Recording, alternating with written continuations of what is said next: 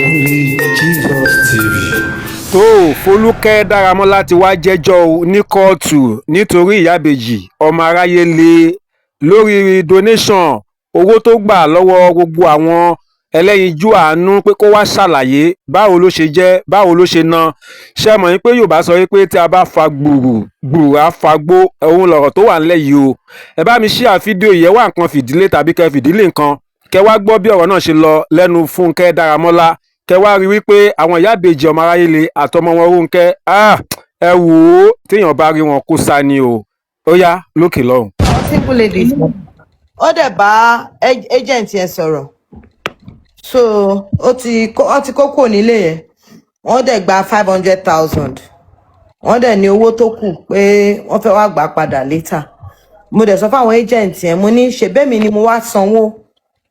Why tó yẹ pé ẹ wá fún àwọn tẹ́ ẹ̀ bá ní any business lówó. Àwọn obìnrin méjì ní agent yẹn.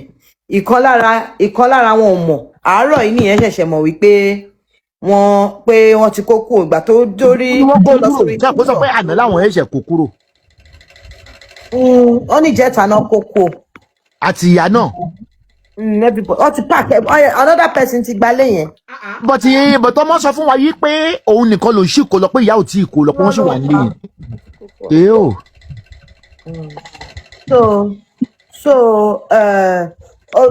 Èmi ti lọ bá wọn ìgbà tí mo lọ bá wọn nílé yẹn, mo sọ fún àwọn nílé yẹn wípé owó wọn àwọn torí landlord yẹn sọ pé òun ò fẹ́ fún wọn lówó because normally he's not supposed to refund any money because they are not supposed to sublet the house. They are not supposed to sublet the house. So agent méjì ni mo bá sọ̀rọ̀. Agent méjì agent mo bá sọ̀rọ̀ gangan ló pe another agent tó pè yẹn òun ni ìgbà tí ó ní the other agent ní pé mom sí òun sick. Agent tèmi dì pẹ̀lú gangan obìnrin làwọn méjèèjì. Ó ní pé mom sí òun sick. Ó nígbà tí Ronke pé òun wí pé kóun wá pé òun fẹ́ rí òun pé òun rò pé bóyá torí wọ́n ti kọ́kọ́ jà ńgbà kan ọkọ àwọn single mother náà dá sí ńgbà yẹn. Tọ́sí ìjà ó ní òun bìlì pé bóyá ìjà náà tún fẹ́ pé òun sí. Ó ní wá sọ pé kí the other lady yẹn lọ attend sí wọn. Torí mom sí òun sick gbogbo táwọn gbà mom sí ẹ̀ náà eventually kú. Ó ní so the other lady yẹn ló wá attend sí wọn. Apparently to the other lady yẹn ó sọ fún the other lady yẹn pé kó bá òun wá pé òun fẹ́ sublet ilé yẹn Ronke. So ìgbà tó lóun fẹ́ sublet ilé yẹn ó wá ní pé lady yẹn sọ pé ó wá pe lawyer yẹn tó wà in charge of the property. Ó náà méjèèjì wá bẹ̀rẹ̀ sí wá ẹni tó máa sublet ẹ̀ fún. Wọ́n á sọ fún lady yẹn pé didn't you feel that there was a need for you to inform me about it? Ó wá ní pé òun ò ní nọ́mbà mi. Mo ní the other person Jebi àti partner ẹ lẹ́jọ́ gbé mo kówó fún pé ṣebí mi mo kówó sí inú account ẹ why tó wá ṣe jẹ́ pé another person lẹ wá lọ kó owó fún. Ó wá ní pé òun ò get mi pé Ronke sọ fún àwọn pé àwọn ò gbúrò mi pé mi ò gbé phone pé mi ò down and everything. Pé so because èmi ò down làwọn ṣe take laws into their hands at the end of the day. So wọ́n gba 500k lọ́wọ́ ẹni yẹn. Owó ilé wọn tó bóyá ikú bóyá 8 months àbí 6 months mo ṣàmọye month tó máa san padà fún wọn. So èmi dẹ̀ mo sọ fún lawyer yẹn whatever money that you are refunding back, do not give it to them anymore. I will refund it back to ọkọ àwọn singles. I will return it back to him. And the truth of the matter is that everybody has told me that I should not involve myself in anything concerning it anymore. What I just want to do is I want to do a video apologizing to people about whatever thing. I'm not involved in anything anymore because anything. My pastor has told me that I should not even involve myself in anything anymore.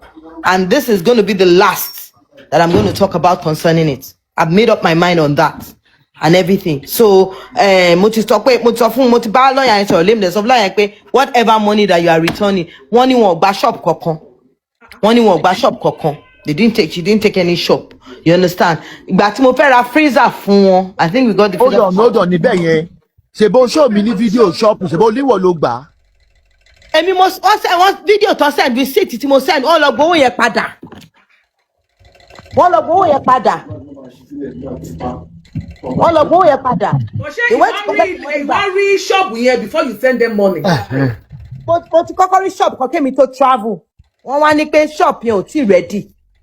Èmi lọ sí Abuja.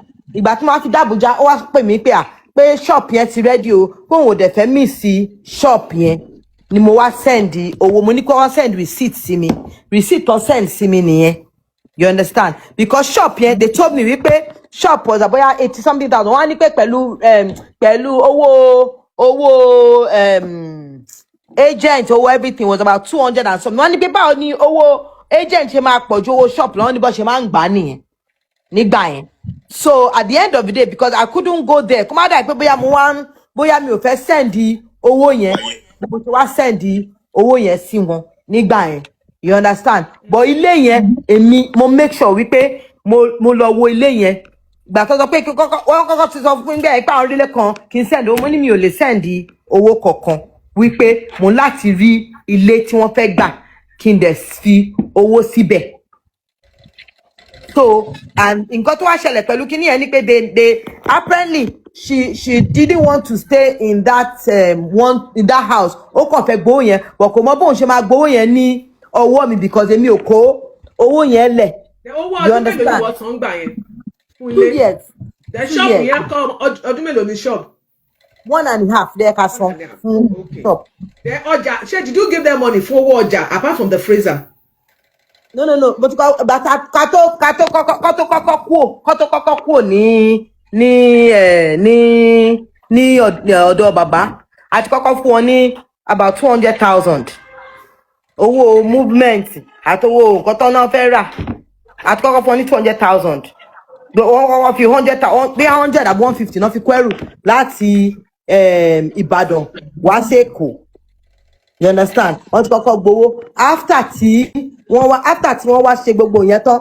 Ìgbà tán wá gbalé yẹn, wọ́n ti náà ní ìdówó láti pé káwọn move láti ibi táwọn wọn yẹn. Ẹ̀mọ̀ pa kọ́kọ́ kó wọn sílé kan, ilé ọ̀dọ̀ woman pastor yẹn.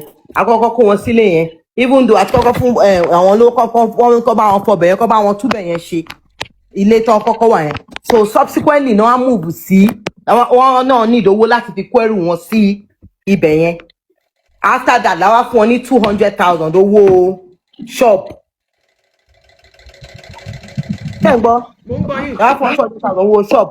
Owó ilé yẹn nìkan ló péye tó owó ilé yẹn. No, shop 40k, 200,000. Ni wọ́n fún wọn bẹ́ẹ̀. 400.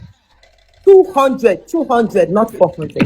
200. 200. Ó máa jẹ́ 400 ní ẹ̀pẹ̀lú you said 2 it come first 200 kan fi kẹ́rù. Kan fi kẹ́rù.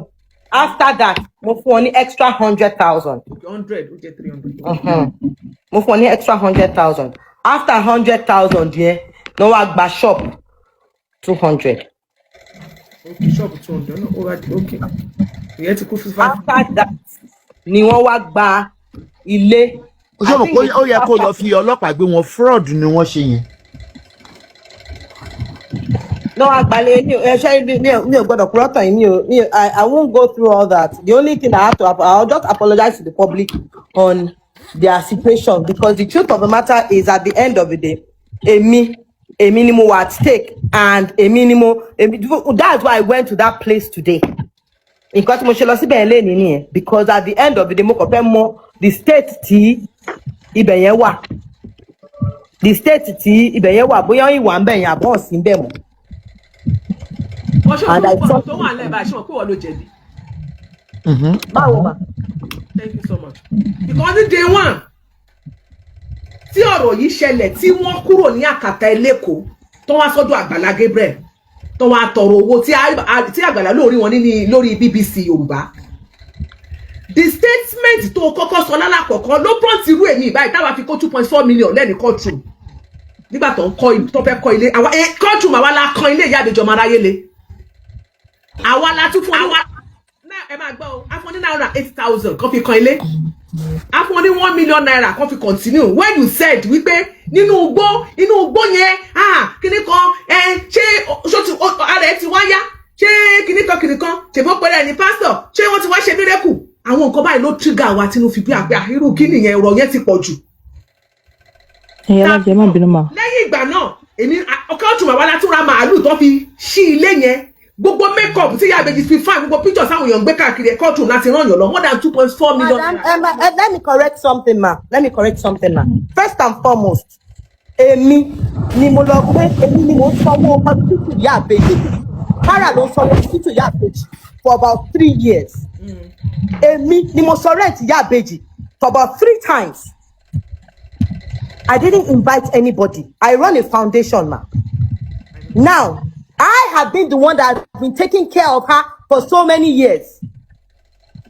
Agbala Gabriel jumped on ọ̀rọ̀ Iyabeji because from ìgbà kan wà níbi area ibi tó wà tẹ́lẹ̀tẹ́lẹ̀ mo sanwó ọjọ́ 400,000 ọjọ́ 300,000 I pay for her rent.